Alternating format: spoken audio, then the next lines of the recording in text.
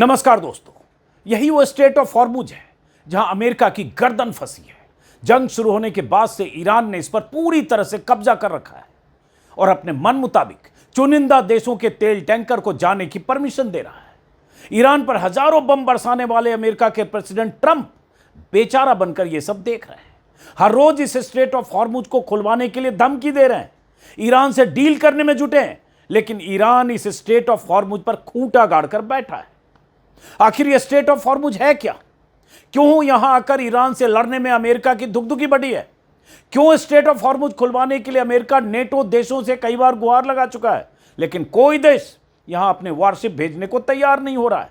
बड़े बड़े देश ट्रंप से कायर और पेपर टाइगर का तमगा कबूल करने को तैयार हैं, लेकिन जंग के इस मोर्चे पर उतरने को तैयार नहीं। इस वीडियो में विस्तार से स्ट्रेट ऑफ हॉर्मुज को समझने की कोशिश करते हैं। उससे पहले आप स्ट्रेट ऑफ हॉर्मुज के बारे में अमेरिका और ब्रिटेन समेत दुनिया के मीडिया में जो खबरें छप रही है, जो हेडलाइंस छप रही है, उस पर गौर कीजिए और ट्रंप की बेचारगी को महसूस कीजिए। सीएनएन की रिपोर्ट कहती है, माइंस, मिसाइलें और लंबी तटरेखा, स्ट्रेट ऑफ हॉर्मुज में ईरान का पलड़ा भारी क्यों है? एनवाईटी लिखता है, स्ट्रेट ऑफ हॉर्मुज खोलना मुश्किल क्यों है? ब्रिटेन का डेली मेल अपनी रिपोर्ट में कहता है, मिसाइल्स, रॉकेट और ड्रोन की बौछारों के साथ ईरान का बनाया हुआ डेडली ट्रैप हजारों अमेरिकी सैनिकों का इंतजार कर रहा है। फ्रांस का मीडिया लिखता है, हॉर्मुज अनिश्चित नतीजे वाले असीमित नौसैनिक युद्ध का केंद्र बन गया है। दुनिया का कोई भी अखबार या वेबसाइट देखिए, हर जगह स्ट्रेट ऑफ हॉर्मुज में ईरान के स्ट्रेटेजिक पोजीशन और अमेरिका के लिए संभावित खतरे पर पन्ने के पन्ने लिखे जा रहे हैं। दुनिया भर के वॉर और स्ट्रेटेजिक एक्सपर्ट यह बता रहे हैं कि ईरान की मिलिट्री पावर चाहे कितनी कमजोर हो गई हो, चाहे कितनी बमबारी हो गई हो, लेकिन स्ट्रेट ऑफ हॉर्मुज में ईरान से भिड़ना अमेरिका के लिए बहुत महंगा पड़ सकता है।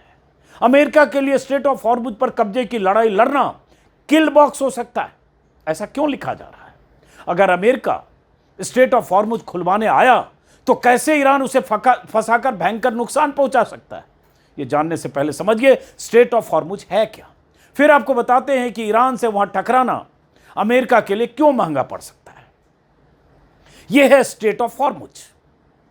यह समुद्री रास्ता फारस की खाड़ी यानी पर्शियन गल्फ और ओमान की खाड़ी यानी गल्फ ऑफ ओमान को जोड़ता है।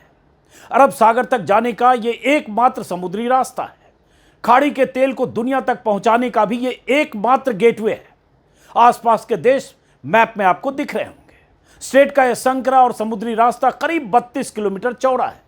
उत्तरी हिस्सा ईरान के कंट्रोल में है और दक्षिणी हिस्सा ओमान और यूएई के कंट्रोल में।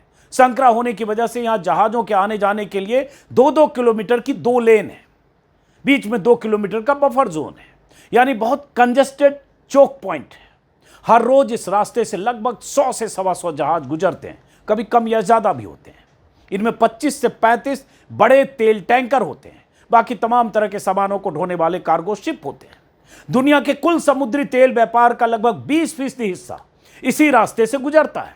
और सबसे खास बात यह है कि अंतर्राष्ट्रीय कानून के मुताबिक किसी भी देश का समुद्री क्षेत्र 12 नॉटिकल माइल्स यानी 22 किलोमीटर तक होता है। स्ट्रेट के संकरा होने की वजह से लगभग इस हिस्से का पूरा जलमार्ग ईरान और ओमान के टेरिटोरियल वाटर में आता है। शिपिंग लेन के हिसाब से देखें तो एक लेन ईरान के पानी में और दूसरी लेन ओमान के पानी में है, यानी इधर से गुजरने वाले जहाजों को ईरान के टेरिटोरियल वाटर में दाखिल होना ही होगा, गुजरना ही होगा। मतलब यह हुआ कि दुनिया में एनर्जी सप्लाई के नर्व सेंटर की चाबी ईरान के पास है। अब यह कहा जा रहा है कि ईरान यहां अपनी चुंगी लगाकर बैठ गया है, वही तय कर रहा है कि कौन कब यहां से गुजरेगा, एक तरह से टोल नाका। ईरान की मर्जी के बगैर इस इलाके से गुजरने वाले जहाजों पर हमले करके ईरान अपने मंसूबे जाहिर कर चुका है। जब से अमेरिका ने ईरान पर हमला किया है और ईरान ने स्ट्रेट ऑफ हॉर्मुज का रास्ता ब्लॉक किया है, तब से हर रोज औसतन 3 से 8 टैंकर ही इस रास्ते से निकल पा रहे हैं। वॉल स्ट्रीट जर्नल की ताजा रिपोर्ट्स के मुताबिक लगभग 2000 जहाज फारस की खाड़ी से लेकर दूसरे देशों के बंदरगाहों पर फंसे पड़े हैं और इन जहाजों पर लगभग 20,000 से ज्यादा नाविक भी स्ट्रेट ऑफ हॉर्मुज खुलने का इंतजार कर रहे हैं। बड़े बड़े टैंकर और जहाज कोई भी जोखिम मोल लेकर इस रास्ते से निकलना नहीं चाहते, क्योंकि सीधी धमकी है ईरान की तरफ से। ईरान ने पहले रूस और चीन को फ्रेंडली कंट्री कहकर उन्हें जाने की अनुमति दी। कल भारत, पाकिस्तान और इराक के लिए भी रास्ता खोल दिया। ईरान ने दर्जनों बार यह चेतावनी दी है कि अमेरिका और उसके दोस्त देशों के जहाजों को किसी भी सूरत में स्ट्रेट से निकलने नहीं देगा और अगर कोई आगे बढ़ा तो उसे उड़ा देगा। ऐसी तबाही की तस्वीरें भी हमने देखी शुरुआती दिनों में, जब स्ट्रेट से गुजरने वाले जहाजों पर ईरान ने हमले किए, स्पीड बोट से या बारूदों से लदे बोट से या छोटी मिसाइलों से और तेल टैंकर लदे जहाजों से तबाही की तस्वीर, धमाके की तस्वीरें दुनिया ने देखी। और तभी से अमेरिका सन्नाटे में है कि कैसे इस रास्ते को खुलवाया जाए। पहले खबर आई कि अमेरिका चाहता है या अमेरिका ऐसी कोशिश कर सकता है कि इस इलाके से गुजरने वाले जहाजों को पेट्रोलिंग दे, उनकी सुरक्षा की गारंटी ले, लेकिन अमेरिकी नेवी ने, कहा जा रहा पेंटागन ने इस पर एतराज जताया कि इसमें अमेरिका को भारी नुकसान हो सकता है और अमेरिकी शिप या अमेरिकी जो पेट्रोलिंग पार्टी है वो भी ईरानी हमले का शिकार हो सकती है। तो अमेरिका ने इससे भी पांव खींच लिया। हालांकि जब बहुत बवाल हुआ तो ट्रंप ने यह कह दिया कि इस रास्ते से आने वाले तेल से उनका कोई लेना देना नहीं है, बाकी देश सोचें। लेकिन तमाम यूरोपीय देशों का तेल इसी रास्ते से जाता है। अमेरिका अब यहीं फंसा है। दुनिया के देशों का उस पर दबाव है कि जंग तो तुमने शुरू किया, रास्ता ये तुमने अख्तियार किया, तो अब तुम खुलवाओ। और ईरान है कि मानने को तैयार नहीं। एक सप्ताह से खबरें आने लगी कि कई अमेरिकी युद्धपोत, मरीन्स और पैराट्रूपर्स की बड़े पैमाने पर वेस्ट एशिया में जमीनी ऑपरेशन के लिए रवानगी हो रही है। कल खबर आई कि 10,000 अमेरिकी सैनिकों को भेजा गया है। हालांकि कहा यह जा रहा है कि अमेरिकी सैनिक ईरान के खार्क द्वीप पर कब्जा करेंगे और उसके बाद ईरान को मजबूर करेंगे कि स्ट्रेट ऑफ हॉर्मुज खोले। लेकिन कुछ वेबसाइट ये भी कह रहे हैं कि हो सकता है अमेरिका सीधे स्ट्रेट ऑफ हॉर्मुज को खुलवाने के लिए मिलिट्री ऑपरेशन करे। लेकिन क्या यह मुमकिन है? सबसे पहले एनवाईटी की रिपोर्ट देखिए। एनवाईटी ने अपनी लेटेस्ट रिपोर्ट में कई एक्सपर्ट के हवाले से कहा है कि ईरान की सहमति के बगैर स्ट्रेट को फिर से खोलना बहुत कठिन है।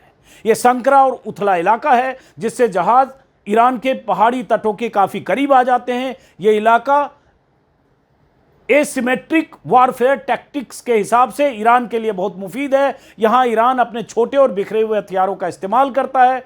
एनवाईटी ने ग्राफिक्स के जरिए बताया कि यहां ईरान आसानी से माइंस बिछाकर इन जहाजों को टारगेट कर सकता है। स्ट्रेट के पास ईरान की तरफ ऊंची पहाड़ियां हैं जहां से मिसाइलें दागी जा सकती है।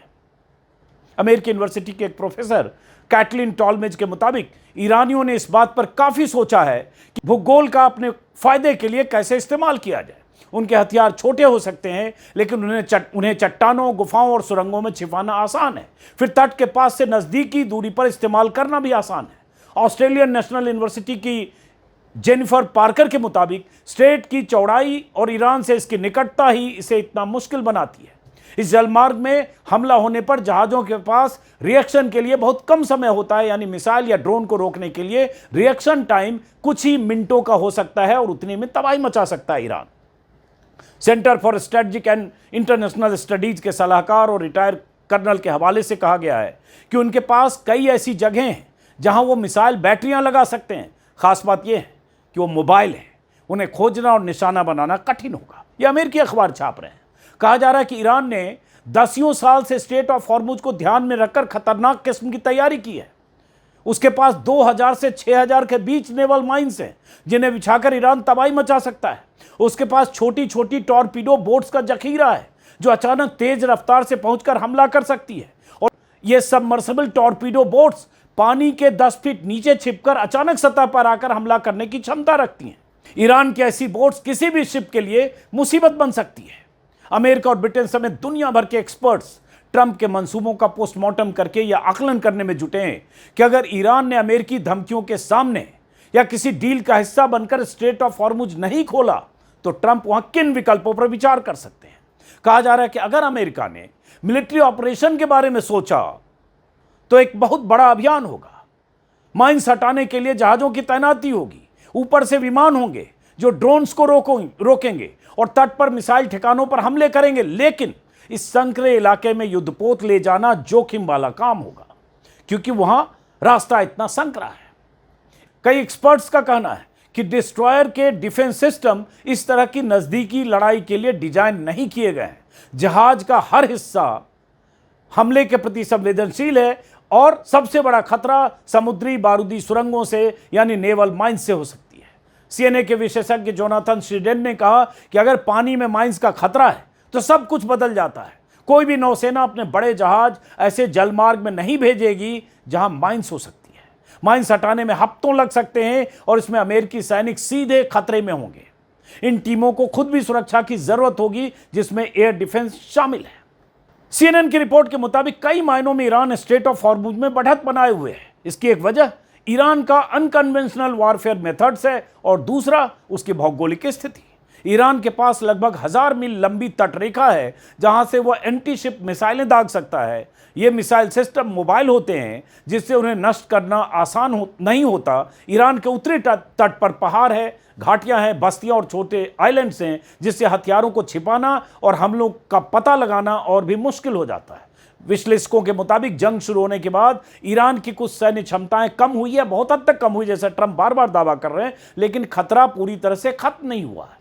ईरान ने स्टेट को कंट्रोल करने के लिए स्ट्रेटजी बनाई है, अपनाई है और बहुत तैयारी की है। ईरान की बड़ी पनडुब्बियों को नुकसान पहुंचाया गया, लेकिन छोटी पनडुब्बियों का खतरा अभी भी है। ईरान अपने सस्ते शाही ड्रोन से लगातार हमले कर सकता है। समुद्री बारूदी सुरंगें छोटे बोट के जरिए आसानी से बिछाई जा सकती है, जिसकी निगरानी मुश्किल हो सकती है। विस्फोटकों से भरी नावें बड़े तेल टैंकरों पर हमला कर सकती है। मतलब ऐसी रिपोर्ट्स 1, 2, 3, 4 नहीं, दर्जन भर विदेशी अखबारों में बड़े बड़े एक्सपर्ट्स के हवाले से लगातार छप रही है और मैं लगातार ऐसी खबरें, चूंकि दुनिया भर के अखबारों के जरिए जानने की कोशिश करता हूं, लगातार ऐसी खबरें पढ़ रहा हूं। और यही वजह है कि ट्रंप ने 6 दिन पहले ईरान को धमकी दी थी, अल्टीमेटम दिया था कि अगर आपने 48 घंटे में स्ट्रेट ऑफ हॉर्मुज नहीं खोला तो आपके पावर स्टेशन पर, एनर्जी सेंटर पर हमला करेंगे, उसे तबाह कर देंगे।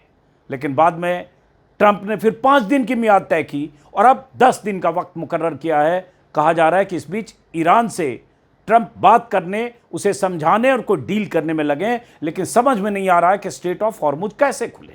और लगातार खबरें आ रही है, कितने पैराट्रूपर्स चल पड़े, इतनी मरीन कमांडो चल पड़े, इतने युद्धपोत चल पड़े और अमेरिका ने ऐसी तैयारी की, वैसी तैयारी की, पहले खार्क को कैप्चर करेगा, फिर स्ट्रेट ऑफ हॉर्मुज खुलवाएगा। लेकिन क्या यह मुमकिन है? इस वीडियो के जरिए मेरा मकसद यही बताना था कि स्ट्रेट ऑफ हॉर्मुज ट्रंप के गले की फांस है और ईरान के लिए स्ट्रेट ऑफ हॉर्मुज पर खूंटा गाड़कर अमेरिका को झुकाने का एक बड़ा जरिया। भले ही उसका असर दुनिया के तेल और गैस के एनर्जी सेक्टर में किल्लत और उसकी वजह से कई तरह से दुनिया को परेशानी का सामना करना पड़ रहा है, लेकिन ईरान के लिए डू और डाई की नौबत है। तो फिलहाल इस वीडियो को यहीं खत्म करते हैं, फिर मुलाकात होगी किसी और वीडियो में। नमस्कार।